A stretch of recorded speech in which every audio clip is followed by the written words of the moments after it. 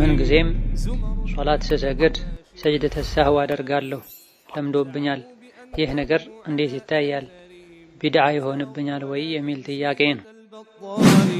ሌላኛው ጥያቄ ፀጉሬን ቅባት ተቀብቼ በሂጃብ ተቅልዬ ሂጃቡ ላይ አብሼ እሰግዳለሁ ይበቃልኛልን?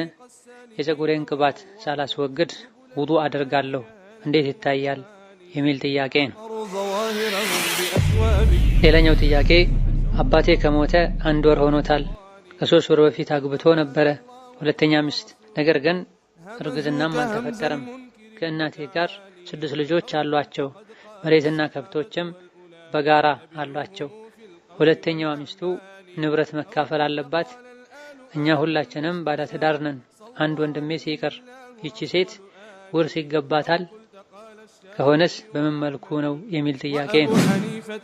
ሌላኛው ጥያቄ ሁሌም ቢሆን እየጠላሁት ወንጀልነቱን እያወቅኩኝ የሚፈታተነኝ ነገር ስለ ዚና ማሰብ ነው። የሚያስገድደኝ ነገር አለ። ከፊቴ የመጣ እንዲተያየኝ እንዳስበው ያደርገኛል። ምን ይሻለኛል? ምን ይመክሩኛል? የሚል ጥያቄ ነው። ሌላኛው ጥያቄ ከባለቤቴ ጋር ባለመግባባት ተፋተን ኒካህ የወረደው 1 ጊዜ ብቻ ነበርና በሳምንታችን አጋጣሚ ጓደኛዬ ቤት ተገናኘን። በአፍ ረጃዕቱ ሳይል ተገናኘን፣ አብረን አደረን። ከዛ ጽንስ ተፈጠረ። ጽንሱ አላህ አልፈቀደውምና ተቋረጠብኝ። እኔና እሱም ከዛን ቀን በኋላ አልተገናኘንም። እኔም ጓደኞቼ ጋር ነው ያለሁት። 8 ወራችን ነው ከተለያየን እና ኒካህ አለኝ መመለስ አለብሽ ይለኛል። እኔም ተወዛግቤ አለሁ። የራሴን ህይወት መኖር እፈልጋለሁ። ይህን ያብራሩልኝ የሚል ጥያቄ ነው። فاغتنم رحمك الله حياتك النفيسة واحتفظ بأوقاتك العزيزة. السلام عليكم ورحمة الله وبركاته. الحمد لله رب العالمين والعاقبة للمتقين ولا عدوان إلا على الظالمين والصلاة والسلام الأتمان الأكملان على النبي المبعوث رحمة للعالمين وعلى آله وأصحابه والتابعين ومن اهتدى بهداه واتبع سنته إلى يوم الدين. اللهم لا علم لنا إلا ما علمتنا إنك أنت العليم الحكيم. يا معلم آدم وإبراهيم علمنا ويا مفهم سليمان فهمنا. ثم أما بعد ክፍል 99 ከተማሪዎች ለሚመጡ ጥያቄዎች መልስ የምንሰጥበት የዛዱል መዓድ ፈታዋን። ዛሬ ከምናያቸው ጥያቄዎች የመጀመሪያው ምን ጊዜም ሶላት ስሰግድ ሰጅደተ ሰህው አደርጋለሁ ለምዶብኛል ይህ ነገር እንዴት ይታያል ቢድዓ ይሆንብኛል ወይ የሚል ጥያቄ ነው። ስጁድ ሰህው የሚደረገው ሶላት ውስጥ በመርሳት ማጉደል ወይም መጨመር ከተከሰተ ነው። አሊያ ደግሞ ጨምር ያለሁ ወይም አጉድይ ያለሁ የሚል ጥርጣሬ ከተፈጠረ ነው። ከነዚህ መሃል የተኛውም ሳይኖር ሆን ብሎ ያለ ሸሪዓዊ ምክንያት ስጁድ ሰህው ማድረግ ሶላት ላይ የሌለን ነገር መጨመር ነው የሚሆን። ይሄን ያወቁና ሆን ብሎ ማድረግ ሶላቱን ሁሉ ያበላሻል። ምክንያቱም እያንዳንዱ ሶላት ራሱን የቻለ ቁጥር ያለው ሩኩዕና ስጁድ ተቀምጦለታል። ስጁድ ሰህው የተደነገገው የተፈጠረን ጉድለት ለመሙላት ነው። ጉድለት ሳይኖር ስጁድ ማድረግ ሸሪዓ ላይ ዲን ላይ መጨመር ነውና የሚሆነው ያለ ምክንያት ስጁድ ሰህው ከማድረግ መታቀብ ነው። ሌላኛው ጥያቄ ፀጉሬን ቅባት ተቀብቼ በሂጃብ ተቅልዬ ሂጃቡ ላይ አብሼ እሰግዳለሁ ይበቃልኛልን? የፀጉሬን ቅባት ሳላስወግድ ውዱእ አደርጋለሁ እንዴት ይታያል የሚል ጥያቄ ነው። ፀጉር ላይ በተጠቀለለ ጥምጣም ላይ ጨርቅ ላይ ማበስ ለወንዶች ብቻ ነው ወይስ ለሴቶችም ይፈቀዳል የሚል መጠነኛ ኺላፍ አለ በፉቃሃዎች መሃል። አብዛኞቹ ዘንድ ፀጉርን በሚሸፈን ጥምጣም ላይ ጨርቅ ላይ ማበስ የሚቻለው ለወንዶች ብቻ ነው። ነብዩ ሰለላሁ ዐለይሂ ወሰለም አዕማማቸው ላይ ያብሱ እንደነበረ ተነግሯል። ጥምጣም ወይም አዕማማ ማለት ባለንበት ጊዜ ጭንቅላት ላይ ጣል ተደርጎ ደረት ላይ ጫፍና ጫፉ የሚለቀቅ አሊያ ደግሞ በመጠኑ ብቻ የሚጠመጠመውን ጥምጣም ለማለት አይደለም። አንዳንድ የአረብ ሀገራት ላይ ለምሳሌ እንደ ሱዳን በትልቁና በረጅሙ የሚጠቀልሏቸው መጠቅለል መፍታቱ የሚያስቸግሩ የሆኑ አማይሞች ላይ ነው የሚታበሰው። ሴት ልጅ በዚህ መልኩ መጠቅለል መፍታቱ የሚያስቸግራት ከሆነና በቂ ምክንያት ካለ ብታበስ ችግር የለውም። በቀላሉ የሚፈታ የሚታሰር መጠቅለያን ሂጃብ ወይም ሻርፕን ከሆነ የምትጠቀመው ሂጃቡን የተጠቀለለውን ሂጃብ በመፍታት አብሳ መልሳ መጠቅለል ትችላለችና አይፈቀድም። ከኺላፍ ለመውጣት ለጥንቃቄ የሚሻለው ይሄ ነው።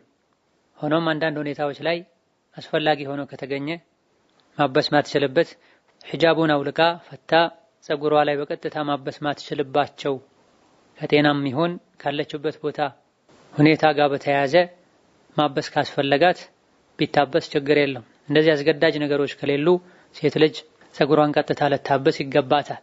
ሴት ልጅ በምታበስበት ጊዜ ወደ ኋላ ፀጉሯ ርዝመት የደረሰበትን ያክል ተከታትላ ማበስ ግዴታ አይሆንም። እስከ ማጅራቷ ድረስ ካበሰች በቂ ነው። ከዛ በታች ያለው ያደገውን ሁሉ በማበስ ሰዓት ውሃ ማስነካት ማበሱ ዋጅብ አይሆንም። ውዱእ በሚደረግበት ጊዜ ፀጉር ሲያብሱ ፀጉር ላይ ቅባት አለመኖሩ ሸርጥ ወይም መስፈርት አይደለም። ፀጉሩ ላይ ማበስ እንጂ ሸርጡ ፀጉሩን ውስጡን ውሃ ማስነጋት ግዴታ አይደለም። ስለዚህ የሚታበሰው የሴት ልጅ ፀጉር ላይ የሚሆን የወንድ ልጅ ፀጉር ላይ ቅባት ቢኖርም ባይኖርም ለውጥ የለውም። አስቀድሞ አጥቦ ማስወገዱ ግዴታ አይሆንም።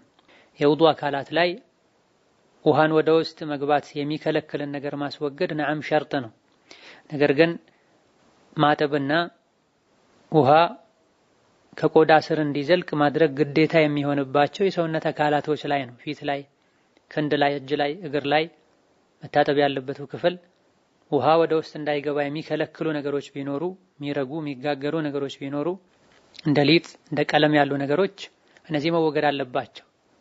እንደ ቫዝሊንና ወይራ ዘይት ያሉ ነገሮች እጅና ፊትም ላይ ይኖሩ ፀጉርም ላይ ሆኑ እነዚህ ውሃ ወደ ቆዳ እንዳይዘልቅ የሚከለክሉ ስላይደሉ ችግር የለውም። ሙሉ በሙሉ ፀጉር ላይ ተጋግሮ በየትኛውም መልኩ ስናብስ እጃችን ላይ ያለው እርጥበት ፀጉራችንን እንዲነካ የማያደርግ እስከሆነ ድረስ ማስወገዱ ማጠቡ ግዴታ አይሆንም። ሌላኛው ጥያቄ አባቴ ከሞተ 1 ወር ሆኖታል። ከ3 ወር በፊት አግብቶ ነበረ ሁለተኛ ሚስት። ነገር ግን እርግዝናም አልተፈጠረም። ከእናቴ ጋር 6 ልጆች አሏቸው። መሬትና ከብቶችም በጋራ አሏቸው። ሁለተኛዋ ሚስቱ ንብረት መካፈል አለባት። እኛ ሁላችንም ባለትዳር ነን። አንድ ወንድሜ ሲቀር ይቺ ሴት ውርስ ይገባታል? ከሆነስ በምን መልኩ ነው የሚል ጥያቄ ነው። ነዓም አባት በትክክለኛ መንገድ ሸርጡን ያሟላ ኒካህ አስሮ አግብቷት ከሆነ በሱ ኒካህ ስር እንዳለችም ከሞተ መውረስ ትችላለች። የምትወርሰው ከሌላኛው ሚስቱ ጋር በመጋራት ነው። ወለሁነ الربع مما تركتم إن لم يكن لكم ولد فإن كان لكم ولد فلهن الثمن ብሏል አላህ ተባረከ ወተዓላ። ለሴቶች እናንተ ባሎች ትታችሁት ከሞታችሁት ንብረት 1/4 ይገባቸዋል። ልጅ ከሌላችሁ ከነሱም ይሁን ከሌላ ሚስት የወለዳችሁት ልጆች ካሏችሁ ደግሞ ለሚስቶቻችሁ 1/8 ይገባቸዋል ብሏል አላህ ተባረከ ወተዓላ። አንድ ወንድ አንዲት ሚስት ከሆነ ያለችው ከሷም ይሁን ከሌላ የወለደው ልጅ ከሌለው የንብረቱን 1/4 ትወርሳለች። ልጆች ካሉት ደግሞ ከሷም ይሁን ከሌላ 1/8 ይደርሳታል። ሚስት ከባሏ የምትወርሰው 1/4 ይሁን 1/8 ብቻዋ ከሆነች የሷ ብቻ ድርሻ ይሆናል።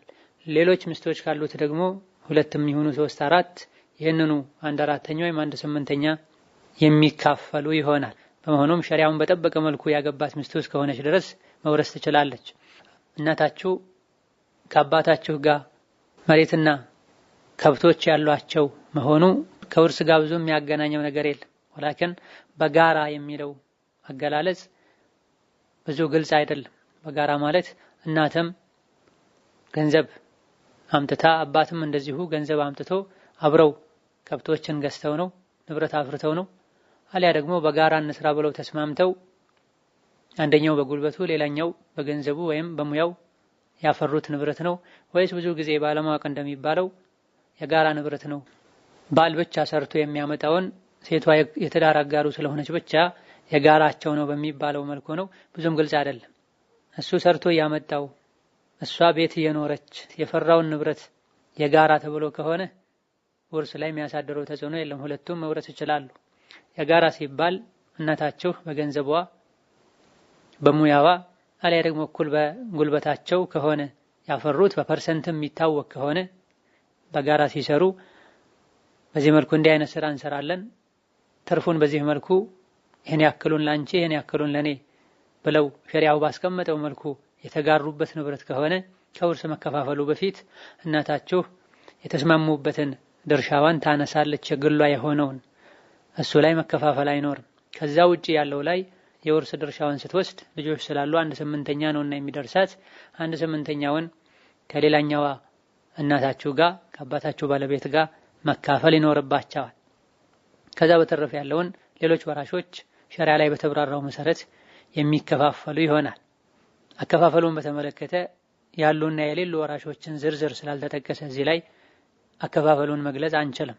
ሌላኛው ጥያቄ የ12 ዓመት ልጅ ያለሁኝ ሐይድ ማየት ጀመርኩኝ። ሐራምና ሐላል ስለማላውቅ የረመዳንን ወር ቀዳይን ለ3 ዓመት ያህል አልከፍልም ነበር። ቤተሰቦቼም ሐይድ እንደማይ አያውቁም ነበርና አንቺ ረመዳን አይወጅብብሽም አትጾሚ ይሉኝ ነበር። አሁን ምን ማድረግ አለብኝ የሚል ጥያቄ ነው። የትኛውም ሴት ለአካለ መጠን ከደረሰች ለአካለ መጠን ከመድረስ ምልክቶች መሃል አንዱ የሆነውን የወር አበባ ደም ካየች ወይም 15 ዓመት ከሞላት ሐይድን ባታይ ረመዳንን መጾም፣ ሶላትን አስተካክሎ ወቅቱን ጠብቆ መስገድ ግዴታ ይሆንባታል። ይህ ሆኖ ሳለ በማፈርና በመሰል ምክንያቶች ቸላ ማለት ትልቅ የሆነ ወንጀል። ጥያቄው ላይ ሐላልና ሐራምን ስለማላውቅ የሚል ቃል አለ። የሚኖሩበት አካባቢ ሙሉ በሙሉ እውቀት ዲን ያልደረሰው አካባቢ ሆኖ ዒልምና ዑለሞች አስተማሪ የሌለበት አካባቢ ሆኖ አልያ ደግሞ አዲስ ሰለምቴ በመሆን ምክንያት በምንም መልኩ ሴት ልጅ የወር አበባ ደም ማየቷ ለአካለ መጠን የመድረሷ ምልክት ነውና ሶላት መስገድ ግዴታ ይሆንባታል፣ መጾም ግዴታ ይሆንባታል የሚል መረጃ ስላልደረሰ ከሆነ ይሄ የተደረገው ዑድር ይሰጣል ይባላል። ምንም ማለት አይደለም። ነገር ግን ባለንበት ጊዜ ገጠሩም ከተማውም አልሐምዱሊላህ ከሞላ ጎደል እውቀት እየደረሰ ነው። አለመማር፣ መስጂድ መድረሳ አለመሄድ፣ አለመከታተል የራስ ድክመት ሆኖ እንጂ በቀላሉ እውቀት ማግኘት ይቻላልና ያለፉትን የ3 ዓመት ረመዳኖችን ቀዷ ማውጣቱ አስፈላጊና ተገቢ ነው። እንደ አቅም ያረፉ በሚቻለው ፍጥነት ሌላ ረመዳን ሳይገባ በፊት ቀዷ ማውጣት ነው፣ ተውበትና ኢስቲግፋር ከማድረግ ጋር።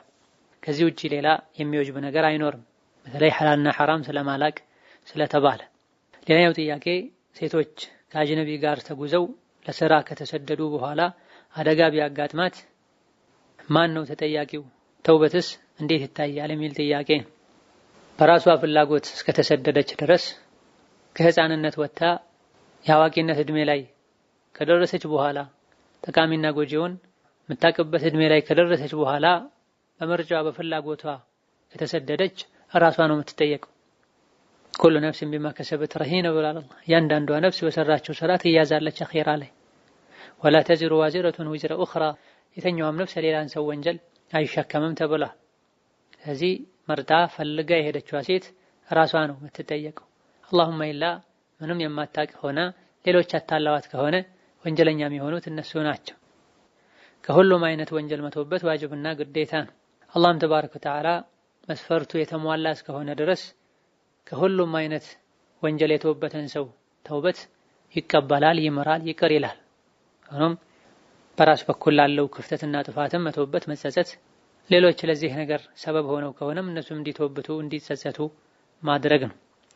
ሌላኛው ጥያቄ የምሰራበት ቤት ሙሉውን ፎቶ ነው፣ ሶላት የምሰግድበትን ቦታ ሁሉ ፎቶ ነው፣ ሶላቴ እንዴት ይታያል? የሚል ጥያቄ ነው። እንዲህ አይነቱ ቦታ ላይ ሶላት መስገድ አይቻልም። አስቀድሞ ፎቶውን ማስወገድ፣ ቦታውን ማጽዳት ያስፈልጋል።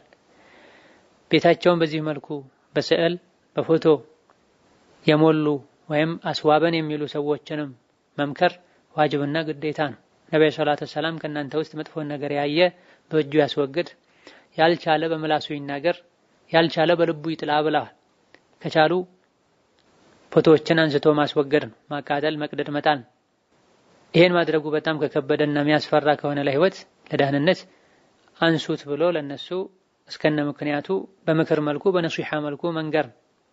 ይሄን እንኳን ማድረግ ካልተቻለ በልብ መጥላትና ከእንዲህ አይነቱ ቤት ዞር ማለት ነው። ለነብዩ ሰለላሁ ዐለይሂ ወሰለም ምስል ስዕል ያለበት ልብስ በስጦታነት መጥቶላቸው ለብሰው ሶላት የሰገዱ ሳለ ወስውሷቸው ሐሳባቸውን ሰርቋቸው ሶላቱን እንደጨረሱ ሀዲያውን ስጦታውን ለሰጣቸው ሰው መልሱለት ብለዋል አለይሂ ሰላቱ ወሰላም። በሌላ እንዲቀየር አዘዋል። ከዚሁ ማንኛውም ሶላት ውስጥ ሐሳብ የሚሰርቅ የሚከለከል ነገር የተከለከለ ነገር ሁሉ መወገድ እንዳለበት ፍቅህ እንወስዳለን። ለብሰው የሰገዱበትን ምስል ያለውን ነገር እንዲቀየር ዞር እንዲል አዘዋል። ግድግዳ ላይ ሲሆን ደግሞ ነገሩ የከፋ ነው የሚሆነው ፊት ለፊት ስለሚታይ።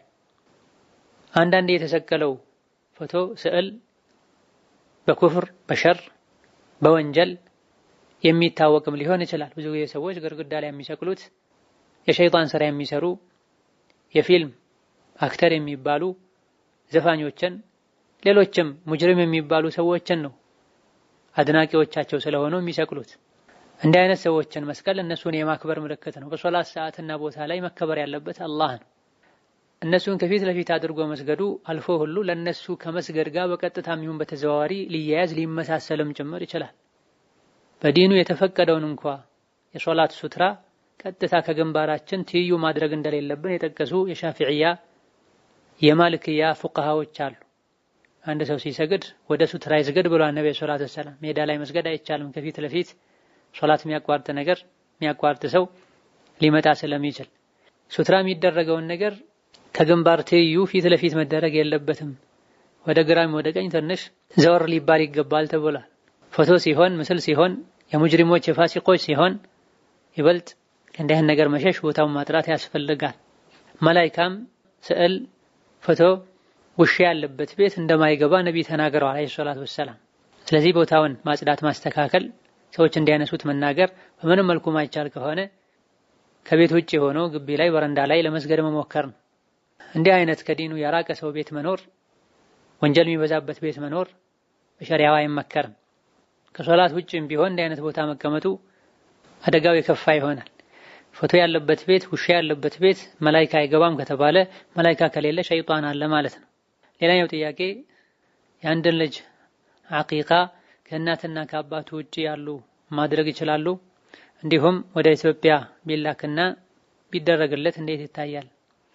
በውክልና መልኩ ከሆነ መስፈርቱን ያሟሉ ሰዎች ኢባዳ ከነሱ ተቀባይነት የሚያገኝ የሆኑ ሙስሊም የሆኑ መስፈርቱን ያሟሉ ሰዎች አቂቃ ቢያደርጉ ችግር የለም። አቂቃ የሚደረገው እዛው ልጁ የተወለደበት ሀገር ላይ ቢሆን በላጭና የተሻለ ይሆናል። አቅም ካላቸው ወላጆች ራሳቸው ቢያደርጉት የተሻለ ይሆናል። ካልሆነ ሌላ ሰው ተወክሎ በራሱ ጊዜ ቢያደርግ አሳውቋቸው ወክለውት፣ እንደዚሁ ደግሞ ሌላ ሀገር ላይ ልጁ ያልተወለደበት ሌላ ሀገር ላይ ቢደረግ ምንም ችግር የለው። ዋናው ለሱ ተብሎ ወቅቱና ስርዓቱን ጠብቆ መታረዱን። ሌላኛው ጥያቄ ለ7 ዓመታት ያህል በዲኔ ጠንካራ ነበርኩ። ቂርአትም እቀራ ነበረ። ካገባሁ በኋላ ግን ተውኩት። ሁሉንም ቂርአት ካቆምኩ 8 ወር አካባቢ ይሆነኛል። ልቤ ደረቀ። ጩሂ ጩሂ ይለኛል፣ ይጨንቀኛልም። ምን ይሻለኛል? ዱዓም አድርጉልኝ የሚል ነው። ነስአል አላህ ينزل السكينة على كل نفس مؤمن ويشرح صدورنا وييسر أمورنا جميعا። የዚህ መፍትሄው አላህን ማስታወስን ማብዛት ነው። ኢስቲግፋርን ማብዛት ነው። ሶላት ላይ መበርታት ነው። እንዲህ አይነቱ ችግር ብዙ ጊዜ የሚፈጠረው ልብ ባዶ ሲሆን በአላህ ውዴታ በአላህ ፍርሃቻ ሳይሞላ ሲቀር ነው። እንዲህ አይነቱን ክፍተት የሚሞላው ወደ አላህ መመለስ፣ ለአላህ መተናነስ፣ በተለይ ሊነጋጋ አካባቢ ላይ ሌሊት ላይ አላህን ማናገር፣ አላህን መማፀን፣ ስጁድ ማብዛት፣ ኢስቲግፋር ማድረግ፣ ለአላህ መተናነስ እንዲህ አይነቱን ችግር እጅጉኑ ይቀርፋል። ኢስቲግፋር ማብዛት ወንጀልን ያጥባል። ዚክር ማብዛት አላህ እንዲያስታውሰን ያደርጋል። ከአላህ ቅርብ እንድንሆን ያደርጋል። ከዚህ በተጨማሪ ከመጥፎ ጓደኞች መራቅ ነው። ከትርፍ ንግግር፣ ከትርፍ እይታ፣ ከትርፍ ወሬ መጠንቀቅ ነው። ምግብን፣ መጠጥን፣ ልብስን ማጥራት ነው። ሐራም መብላት፣ ሐራም መናገር፣ ሐራም ማየት እጅጉኑ ቀልብ ያደርጋል። ቀልብ ሲደርቅ ልብ ይጨነቃል። የህሊና ሰላምና ረፍት ይጠፋል። ዱንያ ላይ የሚደርሱ መዘዞችና ችግሮች ሁሉ መነሻቸው ወንጀል ሲበዛ የዒባዳ ጣዕም ይጠፋል። የኸይር በሮች ሁሉ ይዘጋጋሉ። ልብ ሁሉ ይጠባል፣ ሰላም ያጣል። ወመን አዕረض አን ዚክሪ ፈኢነ ለሁ መዒሸተን ضንካ የተባለውም ለዚህ ነው። ስለዚህ ወደ ቁርአን፣ ወደ ዒልም፣ ወደ ዒባዳ መመለስ ነው መፍትሄው። ዒባዳ የምናደርገው ለራሳችን ስንል ነው። ዒባዳን የሚያበዛ በአላህ መንገድ ቀጥ የሚል የአዱንያ የአኼራ ጀነትን አላህ ያድለዋል። ይሄ ችግር ከመከሰቱ በፊት ዲን ላይ ጠንካራ ነበርኩኝ፣ ቂርአት ቀራ ነበር ኢላ ገይሪ ዛሊክ ከሚለው እንደምንረዳው የሁለቱን ልዩነት ጠያቂዋ ራሷ መለየት ችላለች ማለት ነው። ስለዚህ ጭንቀቱን መረበሹን ለማስወገድ ወደዛው ታግሎ ነፍስን ታግሎ ወደዛ መመለስ። ብዙ ሰዎች ሲያገቡ ጀነት የገቡ ይመስላቸዋል። ለጊዜያዊ ደስታ ብለው ለረጅም ዓመታት የነበሩበትን የኢማንን ደስታ የሚያጡበትን ስራ ይሰራሉ፣ ይዘናጋሉ። አላህ ተባረከ ወተዓላ ቋሚ የሆነ ኢማን ለሁላችንም ያደለን። ሌላኛው ጥያቄ እህቴ የእናቷን ወንድም አግብታለች፣ መፍትሄው ምንድነው የሚል ጥያቄ ነው። መፍትሄው ፈጥኖ መለያየት ነው፣ ከአላህ ቁጣ መሸሽ ነው። ይሄ መጋባት አይባልም፣ ኒካህም አይባልም። ግልጽ በሆነ በቁርአን ጥቅስ ሐራምነቱ ተነግሮናል። አላህ ሱረቱ ኒሳ ላይ ሑሪመት ዐለይኩም ኡመሃቱኩም ብሎ በጀመረው አንቀጽ ውስጥ ወበናቱል ኡኽቲ ብሏል። እናቶቻችሁን ማግባት ለእናንተ ሐራም ነው፣ የተከለከለ ነው። ልጆቻችሁን ማግባት ሐራም ነው፣ የተከለከለ ነው እያለ ማግባት ማይቻል ሰዎችን የዘረዘረ ወበናቱል ኡኽቲ የእህት ልጆችን ማግባት ሐራም ተደርጎባችኋል ብሏል። የእናት ወንድም ማለት ወበናቱል ኡኽቲ የሚለው ውስጥ የሚገባ ነው። የእህቱን ልጅ ማግባት ለሱ ሐራም ነው፣ ለሷም የእናቷን ወንድም አጎቷን ማግባት ሐራም ነውና ፈጥነው እንዲለያዩ ማድረግ።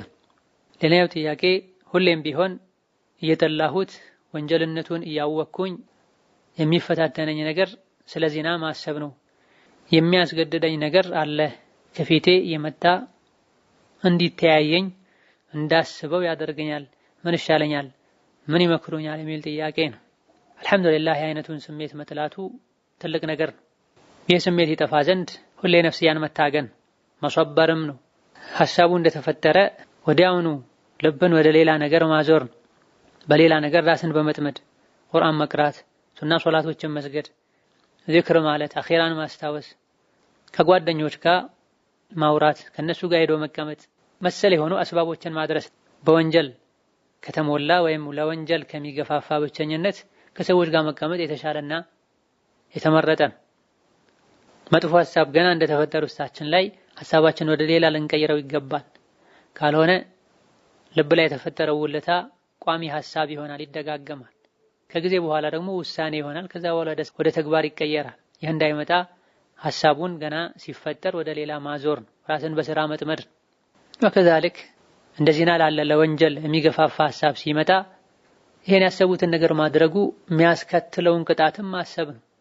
እሺ ነፍስያዬ እሺ ብዬሽ ይሄን ባደርግ ነገ የአኺራውን ቅጣት ትችያለሽ ወይ እያሉ ነፍስን ሙሐሰባ ማድረግ፣ መተሳሰብ፣ መቆጣጠር ነው። ወከዛልክ ከመፍትሄዎቹ አንዱ ፈጥኖ ማግባት ነው። አላህ ተባረከ ወተዓላ ዝሙትን ሐራም አድርጎ ማግባትን ፈቅዷል። ነቢዩ አለይሂ ሰላቱ ወሰላም ወጣቶች ሆይ ከእናንተ ውስጥ የቻለ ሰው ያግባ፣ ማግባት ብልትን ከሐራም ይጠብቃል፣ አይንን ሰበር ለማድረግ ይረዳል ብላ። ይሄን ያልቻለ ሸሪዓውን በጠበቀ መልኩ አደቡን በጠበቀ መልኩ የተስተካከለ ጾምን መጾም ነው። አላህ ከፊትና ከዚና ከሐራም እንዲጠብቀንም ዱዓ ማድረግ ነው። ሌላኛው ጥያቄ ከባለቤቴ ጋር ባለመግባባት ተፋተን ኒካህ የወረደው አንድ ጊዜ ብቻ ነበርና በሳምንታችን አጋጣሚ ጓደኛዬ ቤት ተገናኘን። በአፍ ረጃዕቱ ሳይል ተገናኘን፣ አብረን አደረን። ከዛ ጽንስ ተፈጠረ። ጽንሱ አላህ አልፈቀደውምና ተቋረጠብኝ። እኔና እሱም ከዛን ቀን በኋላ አልተገናኘንም።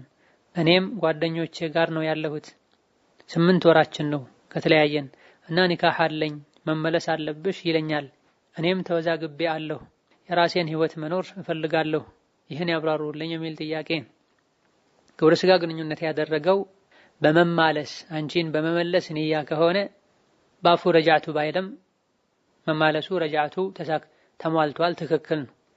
በርካታ ዑለሞች ዘንድ ፈቶ የነበረ ባል ግብረ ስጋ ግንኙነት ካደረገ እንደመለሰ ነው የሚቆጠረው። የተወሰኑት መመለስን ከነየተበት ነው ይህ የሚሆነው ብለዋል። አሁንም የሱን ንያ ጠይቆ አዎ መመለስን ፈልጌ ነው አንቺ ጋር ብሬ የተኛሁት ካለ ባፉ ረጃዕቱ ባይለም መማለሱ ረጃዕው ትክክል ይሆናል። በመሆኑም ተመለሽ ወደ ቤትሽ ካለ እሺ ብሎ መመለስ ነው። በበቂ ምክንያቶች መመለስን የማትፈልጊ ከሆነ እንደ አዲስ እንዲፈታ ማድረግና ኒካህ ለማውረድ መሞከር እንጂ እሱ መማለስን አስቤበት ነው ካንቺ ጋር ያሳለፍኩት ካለ በአፉ ባንደበቱ ረጃዕቱ እንዳለ ነው የሚቆጠረው። ሌላኛው ጥያቄ ባለቤቴ አይሰግድም፣ አይጾምም፣ ይጠጣል፣ ይቅማል። 4 ዓመት ቆየሁ። ፍቺ ስጠይቅም አንዴ ፈታኝ። የምንበላው ሁሉ እናገኝም ነበረ። ሁሉን ነገር እየሸጠ እየጠጣበት ዒዳዬን ሳልጨርስ ረጃዕቱ አለኝ። እኔም እምቢ ብዬ አልተመለስኩም። ይህ እንዴት ይታያል የሚል ጥያቄ ነው። ከላይ በተባለው መልኩ የሚጠጣ የሚያጨስ የሚቅም ከሆነ ይሄ ፋሲቅ ነው፣ ከዲን ያፈነገጠ ሰው ነው። ለዲኗ የምትጨነቅ ክብሯን የምትጠብቅ ከእንዲህ አይነት የወረደ ተግባር የራቀች ሴት እንዲህ አይነት ወንድ አይገባትም፣ አይመጥናትም፣ አቻዋ አይሆንም። ከሱ ጋር መኖር አይፈቀድላትም። ሆኖም ኒካሁን አውርድ ልትለው እምቢ ካለም በሸሪዓ ፍርድ ቤት በዳኛ ኒካሁን ልታስወርድ ይገባታል። እሱ ከፈታ በኋላ መስፈርቱን ሳያሟላ ይሄን ባህሪውን ሳያስተካከል ወከዛልክ የሚበላ ሁሉ በሌለበት ሁኔታ ላይ ረጃዕቱ ቢል በመሰረቱ ረጃዕቱ አስተካክሎ ለማኖር ከሆነ ነው ትክክል የሚሆን ኢስላህ ካለ ነው። አማ ባለቤቱን ሊጎዳ ረጃዕቱ ያለ እንደሆነ ረጃዕቱ ትክክል አይሆንም ያሉ በርካታ ዑለሞች አሉ፣ ሼኽ አልእስላም ኢብኑ ተይሚያን ጨምሮ። ሆኖም በሱ በኩል ያለውን አህዋል አሁንም ያለበትን ሁኔታ በትክክል ስለማናውቅ በላጩና የተሻለው ሸሪዓ ፍርድ ቤት ጉዳዩን በማቅረብ ውሳኔ እንዲያገኝ ማድረግ ነው። በጥቅሉ ግን እንዲህ አይነት ባህሪ ያለው ወንድ ፋሲቅ በመሆኑ ከእንዲህ አይነት ነገር የጠራችና ለዲኗ የምታስብ የምትጨነቅ ሴት ከሱ ጋር መቆየት አይፈቀድላትም። ጠጥቶም የሆነው ነገር አይታወቅም። ወከዛልክ ሶላት የማይሰግድ ሰው ከሙስሊም ሴት ጋር ሊኖር አይገባውም። ረጃዕቱ እንኳ ትክክል ነው ቢባል ችግሮቹን ሳይፈታ ከሱ ጋር መኖሩ ስለማይቻል ሸሪዓ ፍርድ ቤት በመቅረብ ፈስኽ ማድረግ ተገቢ ነው። ሌላኛው ጥያቄ እኔና ባለቤቴ በሀገራችን ባህል መሰረት ኒካህ ልናስር 5 ቀን ሲቀረን እኔ ወደ ባለቤቴ በመሄድ በፍቅር ሄደች እንዲባል ተብሎ ሄድኩኝ። ግንኙነትም ፈጸምን ከኒካህ በፊት። ይህ ኒካህ ትክክል ነው ወይስ መታደስ አለበት የሚል ጥያቄ ነው። ይህ እጅግ በጣም የሚያሳዝን ከሙስሊም የማይጠበቅ ተግባር። ማንኛውም ሸሪዓን የሚጻረር ባህል ሐራምና የተከለከለ ነው፣ ጎጂም ነው፣ መጨረሻ የሚያሳፍርም። እንዴት ብላ ሙስሊም የሆነች ሴት ኒካህ ወዳላሰረላት አጅነቢ ሴት አጅነቢ ወንድ ቤት ደፍራ ትሄዳለች? ነው በሸሪዓችን ትክክለኛ ኒካህ ከመታሰሩ በፊት ሴት ልጅ ለእጮኛዋ እጇን አሳልፋ መስጠት አይፈቀድላትም። ሐራም ነው፣ ዚና ነው። ከሰዓት ሊታሰር እንኳ ጠዋት ቢሆን ሊገናኙ ሸሪዓን በጣሰ መልኩ ሊቀራረቡ በጭራሽ አይፈቀድም። ሙስሊሞች ነቃ ሊሉ ዲናቸውን ሊማሩ አላህ የከለከለውን ሊከለከሉ ይገባቸዋል። እውቀት ያላቸው አቅም ያላቸውም ኡማውን ከእንዲህ አይነቱ ሁኔታ ለማውጣት የበኩላቸውን ሊያደርጉ በመልካም ሊያዙ ከመጥፎ ሊከለክሉ ይገባቸዋል። ዑለሞች የማይደርሱባቸው አካባቢዎች የማያውቋቸው ሁኔታዎችን የሚያውቁ መድረስ የሚችሉም እንዳቅማቸው በዲኑ በግልጽ የሚታወቁ ነገሮችን ለማያውቁ የማህበረሰቡ ክፍሎች ሊያደርሱ ይገባቸዋል። በሸሪዓችን ኒካህ ሳይታሰር በፊት ከእጮኛ ጋር እንኳ ቢሆን አብሮ ማሳለፍ አይቻልም። ኒካህ እስካልታሰረ ድረስ ሙሉ በሙሉ እንደ አጅነቢ ነው የሚቆጠሩት። ሰርግ ራሱን የቻለ ኒካህ በሸሪዓ ራሱን የቻለ አደብ ገደብ አለው። ከኒካህ በፊት ግንኙነት ያደረጉ እጮኞች ተውበት ማድረግ አለባቸው። አስቀድመው ቢያንስ አንዴ የወር አበባ ደም አይታ እስክትጠራ ድረስ መጠበቅ አለበት። ሐላልና ሐራምን ማቀላቀል የለብንም የሚሉ መሰል ትምህርቶችን ለእያንዳንዱ ሙስሊም የማድረስ ግዴታ አለብን። እንደ አካባቢው የምንችለውን ሁሉ በማድረግ ጀህልና ትልቅ የሆነ በሽታ ነው፣ ዲን ዱንያን የሚያበላሽ። እጮኛ መሆኑ ብቻ ዝሙቱን ሐላል አያደርገውም።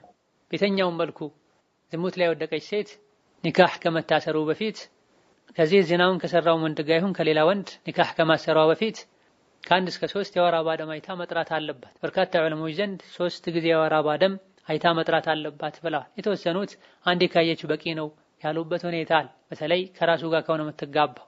ይህ ሳይደረግ ከዚናው ሳይተወብቱ የወር አበባ ደም አይታ ማህፀኗ ነፃ መሆኑ ሳይረጋገጥ የታሰረ ኒካህ አይባልም። እንደገና ሸርጡን አሟልቶ ሊታሰር ይገባዋል። ሌላኛው ጥያቄ እኔ አፈር ከሰል እበላለሁኝ፣ አመድና ሲጋራ ሲሸተኝም በጣም ደስ ይለኛል፣ አፈርን በጣም እበላለሁ፣ ይህ እንዴት ይታያል የሚል ጥያቄ ነው። አላህ ተባረከ ወተዓላ ንጹህና ጠቃሚ ነገሮችን ሁሉ እንድንበላ ፈቅዶልናል። ወዩሒሉ ለሁም ጠይባት ብሏል አላህ። ጠይብና ንጹህ ጠቃሚ ገንቢ የሆኑ ነገሮች መብላት የተፈቀደ ነው። በአንጻሩ ደግሞ ኸቢስ ቆሻሻና ጎጂ የሆኑ ነገሮችን መብላትን አላህ ከልክሏል። አፈር ከሰል ጎጂ ከሆኑ ነገሮች የሚመደብ ነው። አፈር ውስጥ የተለያዩ ባክቴሪያዎች፣ ጀርሞች ሊኖሩ ይችላሉ። የተለያዩ ቆሻሻዎችም አፈር ውስጥ ሊኖሩ ይችላሉ። ከእንስሳት የሚወጡ ፋንዲያና መሰል ነገሮችም ከአፈር ጋር ተቀላቅለው አፈር ውስጥ ሊገኙ ይችላሉ። በዚህም ጎጂነቱ ግልጽ ነው። ከሰል ላይ አመድ ላይ የሚሆነው የሚባለው በጥቅሉ ንጹህ የሆነን አፈር መብላት ሐራም ነው ወይስ አይደለም የሚል ቀጠን ያለ ኺላፍ አለ በዑለሞች መሃል። በርካታ ዑለሞች ሐራም ነው ብለዋል። የተወሰኑት መክሩህ ነው፣ ሐራም ደረጃ የደረሰ አይደለም፣ የተጠላ ነው ብለዋል። የሚበላው አፈር ውስጡ ላይ ጉዳት እንዳለው ከተረጋገጠ ያለምንም ኺላፍ ሐራም ነው ይባላል። አይ ሐራም አይደለም ዝቅ ያለ ነው መክሩህ ነው ያሉት ጉዳት ሊኖረውም ላይኖረውም ይችላል፣ ይጠቅማል የተባለበትም ሁኔታ ሊኖር ይችላል የሚለውን አስበው ነው። ሆኖም ቀደም ሲል ከተጠቀሱ ሁኔታዎች አንፃር አፈር ውስጥ ከሚኖሩ ጎጂ ነገሮች አንፃር መብላቱ አይፈቀድም። በመሆኑም ከእንዲህ አይነቱ ነገር መራቅ፣ ራስን አሳምኖ መታቀብ አስፈላጊ ነው። አንዳንዴ አፈርን መብላት የሚያስፈልገው በተለይ ሴቶች ሲሆኑ ከእርግዝና ጋር በተያያዘ ነው። ሌላ ጊዜ ደግሞ ከደም ጋር የተያያዘ ጉድለት ችግሮች ሲኖሩ ነውና ራስን ወደ ጤና ባለሙያ በማቅረብ ለችግሩ መፍትሄ መፈለግ ነው። هذا الله تعالى أعلم። ዛሬ በዚህ እናበቃለን። የተቀሩትን ሌላ ጊዜ እንመልሳለን። ወሰላሙ አለይኩም ወራህመቱላህ ወበረካቱ።